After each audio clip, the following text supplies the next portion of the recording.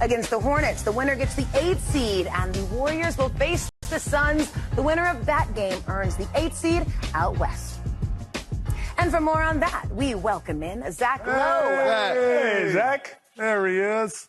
Zach, we have seen some incredible moments and thrilling finishes during these first 2 nights. But what's your biggest takeaway so far? That the play-in is awesome and that it should be here to stay forever. I mean, look what we saw tonight. Old guys, maybe you can't get through the regular season, you can't win 50 games, but you can get into the play-in tournament. And the Warriors and their 2 old Lions give us one more great memory. Vintage stuff from Steph and Draymond raging against the dying of the light. The dynasty's not over quite yet, Steve Kerr. And look, you feel the stakes are real and so much higher. And it's so starkly different from the regular season. And that's the other takeaway is like, you've got to make the regular season feel a little bit more like this. It's never going to feel like this because this is a playoff game effectively. But to go from games that half of them didn't seem meaningful to this is just too stark of a change. We need more stakes in the regular season. Zach, of the 4 teams left, got 2 games Friday night. Which team, in your opinion, is under the most pressure? Orlando, and it's not even close. I mean, this is a successful season for Charlotte already. Sure, you'd like to get into the playoffs, but Orlando is sitting here facing a complete disaster from top to bottom. They couldn't stay healthy. They don't play together for long enough stretches. Dirk just talked about the offense just sort of devolving into, okay, does anyone want to shoot? Anyone want to ISO? What are we going to do now? And Jamal Mosley may be coaching for his job in that game if that ship hasn't already sailed. That this was a team that people thought, including me, would win 50 games, and they're sitting here getting double-digit loss on the road to the Sixers without Embiid. I mean, that by itself is they should be better than that, and now they're just chasing the 8th seed. It's got to be the Magic. Good point. Zach, Friday night, what's your favorite matchup? What you tapping into? What you looking at? What you eyeing? I'm eyeing both of them. I want to see if Charlotte can actually pull this off, and if LaMelo and Concacaf, like the first real moment of adversity for Concacaf and LaMelo, who would have been the go to that game, and maybe is the go to that game for what he did to Bam, by the way. Lucky to not get suspended. Are they going to bounce back? Blake already mentioned Dillon Brooks versus Draymond Green in Phoenix. That's a show. Steph reminded you that, we can sit here and talk about who's going to guard Steph, who does Phoenix have. The whole team has to guard Steph at all times. And the last thing I'm looking forward to is not Friday, it's the lottery, because Oklahoma City is getting another lottery pick from the Clippers. How high is that going to be? How much more embarrassment can the Clippers take? Sorry, Blake. And then the NBA play-in tournament has delivered again. And Zach Lowe said something on ESPN that every basketball fan needs to hear. He said, the play-in is awesome and it should be here to stay forever. Let me break down why he's right and what we learned from these first 2 nights. First, the Warriors. Zach Lowe called them 2 old lions raging against the dying of the light. Steph Curry and Draymond Green. Vintage stuff. The dynasty is not over quite yet. And here's the thing. The regular season was a slog. Half the games didn't seem meaningful. But the play-in? The stakes are real. They're so much higher. It's starkly different from the regular season. And Zach made a great point.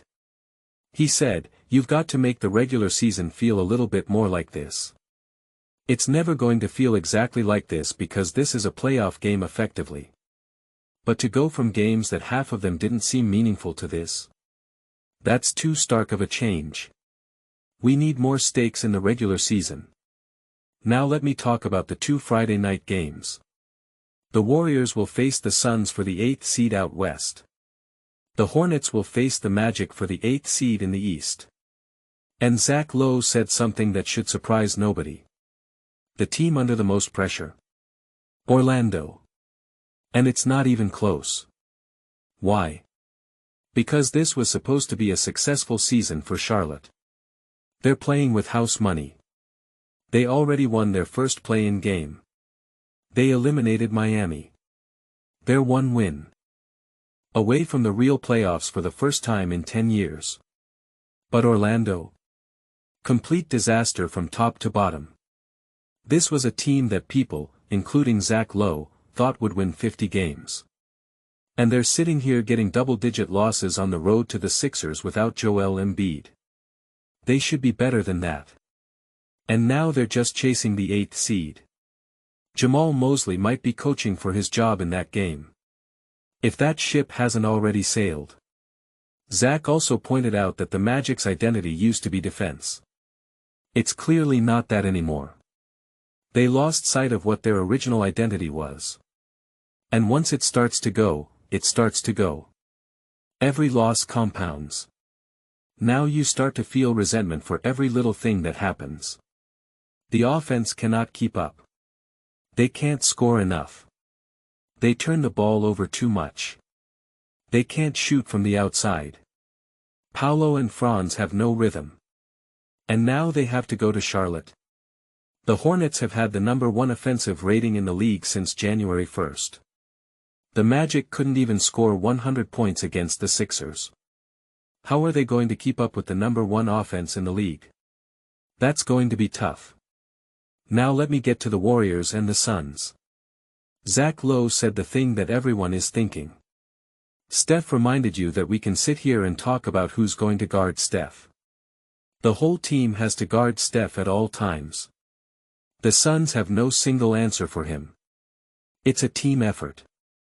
And even then, it might not be enough. But here's what I'm most excited about. Dillon Brooks versus Draymond Green. The crew on ESPN said it perfectly. Give me 5 technical fouls. Give me 4 scraps. I cannot wait. 2 villains of the game. The Suns had a tough loss at home to Portland. They're going to be fired up. They're going to try to get under Steph's skin. They're going to try to be physical. It's going to be a tough battle. And I cannot wait to watch it.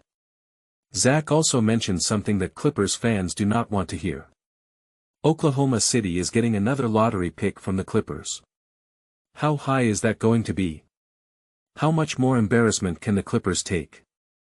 And not only that, the Clippers get the Pacers pick if it's 5, 6, 7, or 8. So they're going to be looking at that too from the Zubac trade.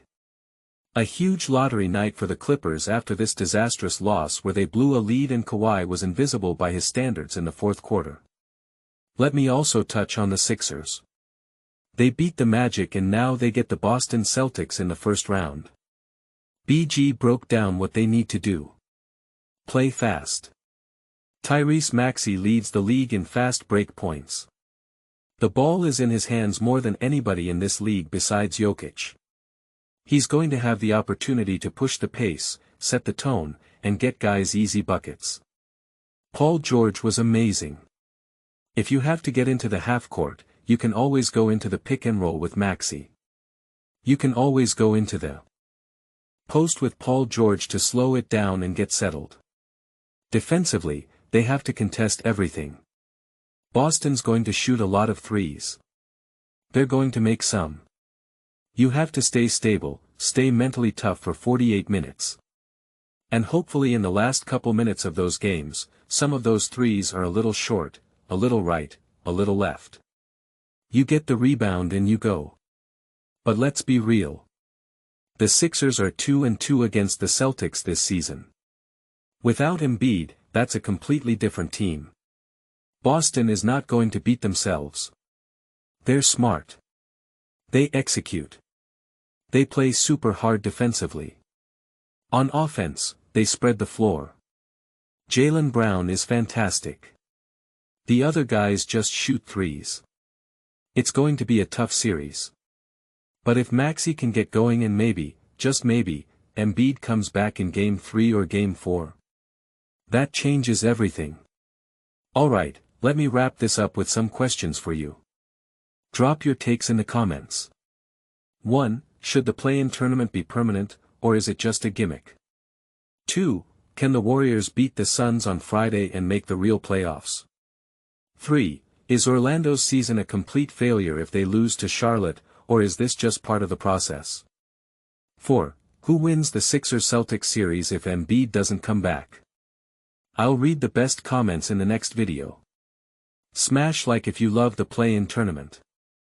Hit subscribe if you believe in Steph Curry and the Warriors. And comment your Friday night predictions right now. Let's go.